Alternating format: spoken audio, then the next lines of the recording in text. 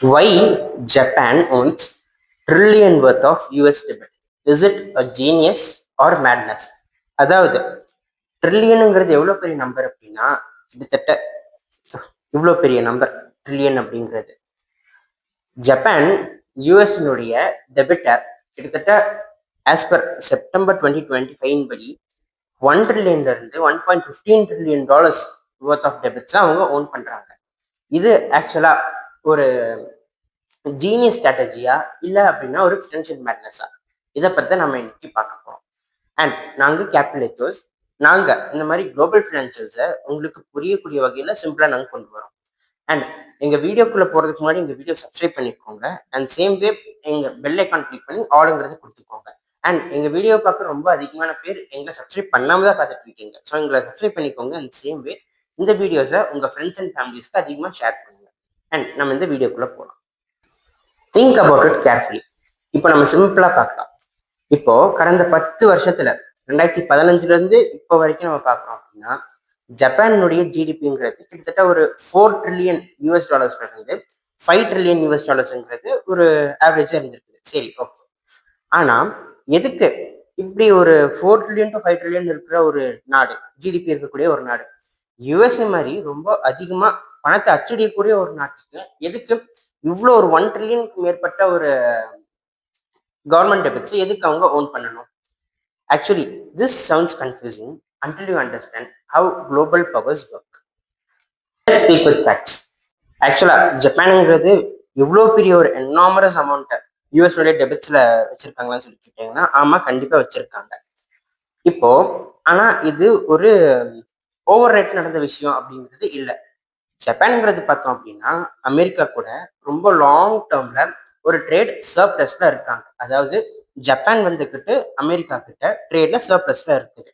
அப்போ அந்த excessive dollars இருக்குது இல்லையா, இந்த எக்ஸசிவ் டாலர்ஸை அவங்க ஜப்பானுடைய பேங்க்ஸ், ஜப்பானுடைய பென்ஷன் ஸ்கீம்ஸ், ஜப்பானுடைய இன்சூரன்சஸ் இதெல்லாம் அவங்க ஃபர்ஸ்ட் யூஸ் பண்ணுவாங்க. அண்ட் தென் இதே அமௌண்ட்டை யூஎஸ்னுடைய கவர்மெண்ட் ஃபண்ட்ஸ்ல அவங்க ரீசைக்கிள் பண்ணுவாங்க.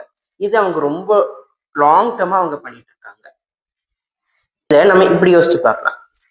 ஜப்பானுங்கிறது யூஎஸ்ஏ இருந்து வாங்குற பொருட்களை விட அது அந்த நாட்டுல தயாரிச்ச பொருளை, அதாவது ஜப்பான்ல தயாரிச்ச பொருளை யூஎஸ்ஏல விற்கிறது தான் அதிகம்.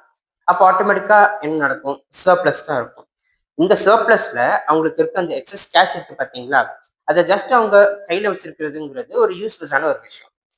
அதை ஒரு வேர்ல்டு லெவல்ல சேஃப் அண்ட் செக்யூர்டான விஷயத்துல அவங்க சேவ் பண்ணி வைக்கிறது தான் அவங்களுடைய ஒரு ஸ்மார்ட்னஸ். உண்மை அதுதான்.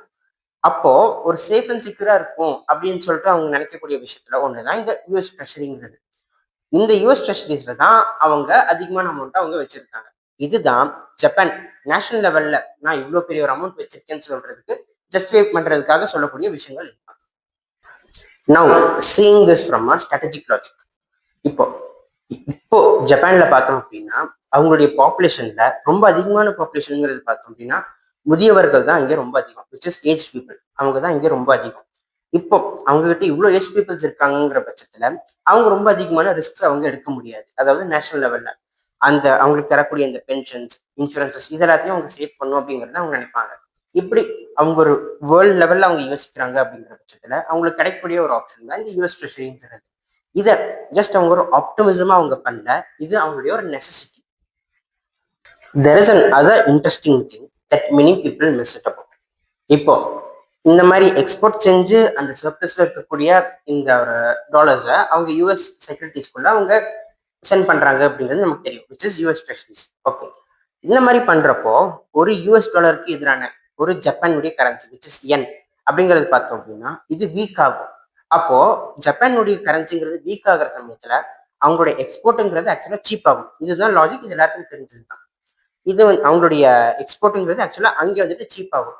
இப்போ இவங்க அதிகமான எக்ஸ்போர்ட்டிங் தான் யூஎஸ்க்கு பண்றாங்கிற பட்சத்துல அவங்களுடைய கார்ஸ் இந்த மாதிரி அதிகமான விஷயங்கள் அங்கே போறப்போ அங்கே யூஎஸ்ல இதனுடைய வேல்யூங்கிறது சீப்பா இருக்கும். அண்ட் சேம் வே நம்ம எல்லாருக்குமே தெரியும், ஜப்பான் வந்துட்டு இன்ஜினியரிங்ல வேர்ல்ட்ல one of the most leading countries. ஜெர்மனிக்கு அடுத்து இந்த ஜப்பான் தான் அப்படிங்கிறது எல்லாருக்குமே தெரியும். ஓகே, இப்போ இந்த மாதிரி அவங்க கிட்ட அவங்களுடைய கரன்சிங்கிறது இங்க வீக்கா இருக்க சமயத்துல எக்ஸ்போர்ட்டுங்கிறது அங்கே சீப்பாகும் நம்ம சொல்லியிருந்தோம். இதன் மூலியமா அவங்களுடைய குவாலிட்டியும் சேஃப் ஆகும். அண்ட் ஆன் சேம் வே அவங்க அங்கே காம்படிட்டிவாகவும் இருப்பாங்க. அண்ட் இன்னொரு விஷயம், அங்கே அவங்க சீப் ப்ரைஸில் மக்கள் அதிகமாக இது வாங்குறப்போ இவங்களுக்கும் இங்கே ரெவன்யூங்கிறது அதிகம் தான் ஆகும். இதுதான் விஷயம்.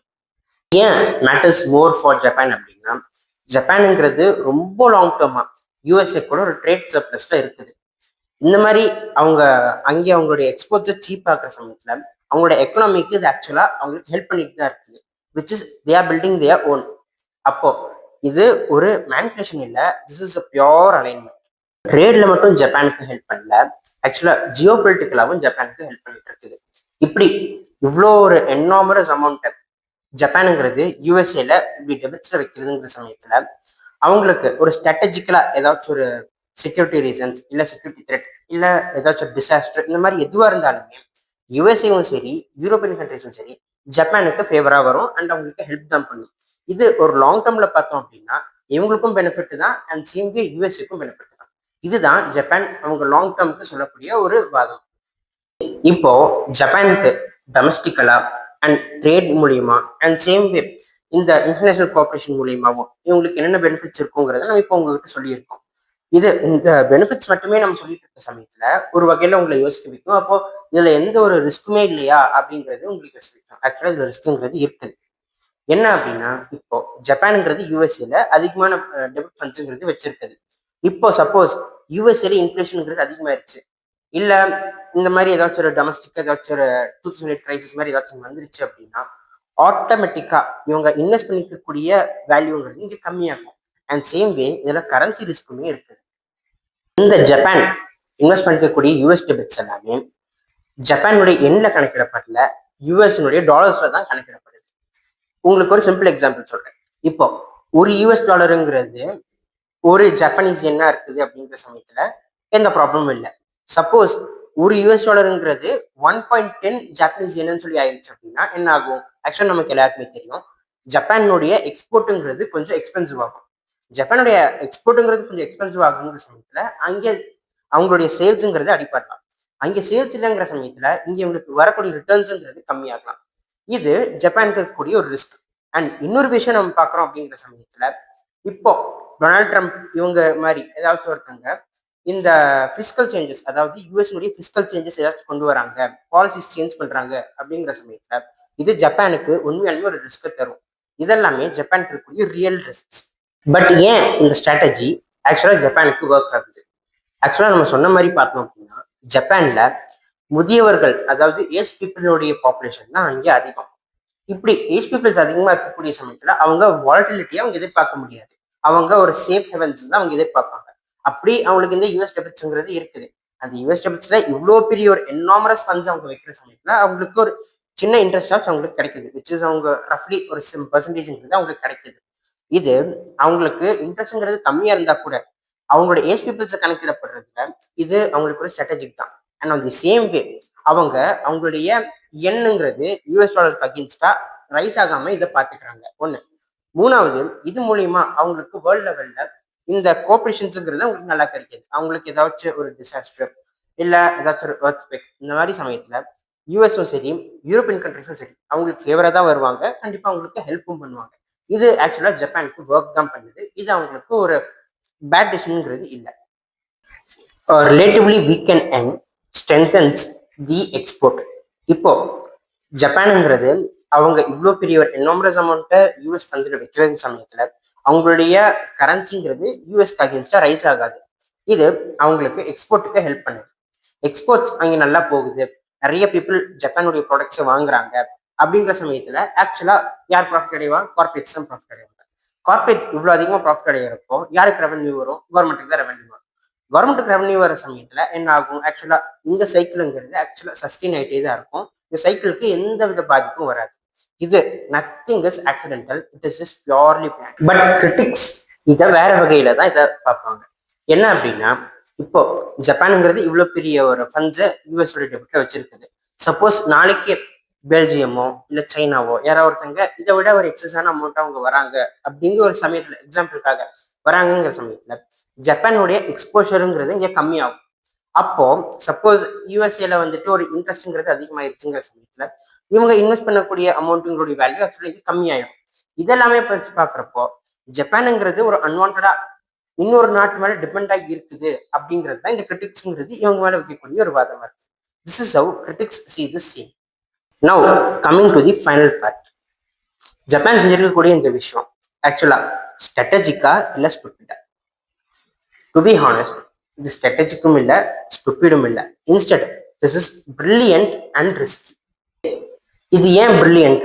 ஆக்சுவலா இந்த விஷயம் ஜப்பான் பண்ணதுனால அவங்களுக்கு சேஃப்டியும் இருக்குது and on the same way அவங்க கரன்சி ஸ்டெபிளாகவும் இருக்கும். அண்ட் இது மூலியமா அவங்களோட எக்ஸ்போர்ட்ஸ் அண்ட் பிஸ்னஸஸும் நல்லா இருக்கும். இது மூணுமே நல்லா இருக்கிறதுனால ஜப்பானோட இன்ஃப்ளூயன்ஸுங்கிறது வேர்ல்ட் லெவல்ல இன்னுமே நல்லா தான் இருக்கும்.